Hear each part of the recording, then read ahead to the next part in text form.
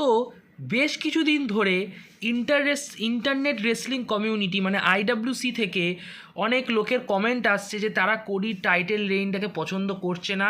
Even তার মধ্যে আমিও রয়েছি, কারণ কোডি যেভাবে তার টাইটেলটাকে ক্যারি করছে, খুবই ফেমিনিন ওয়েতে ক্যারি করছে, ওইভাবে কেউ বেল্ট ধরে না। প্লাস ওর ওই একই রকম সেই মোটিভেশনাল প্রোমো, নিজের ফ্যামিলি নিয়ে হ্যানা ত্যানা, তো অনেকের বোর লাগছে, আমিও তাদের মধ্যে রয়েছি। এবং আইডাব্লিউসির কিছু লোকের বক্তব্য হচ্ছে যে সবে কোডি জিতেছে, এখনও 1-2 সপ্তাহ হয়েছে, আরও যাক 1-2 মাস যাক তবে বলা যেতে পারে।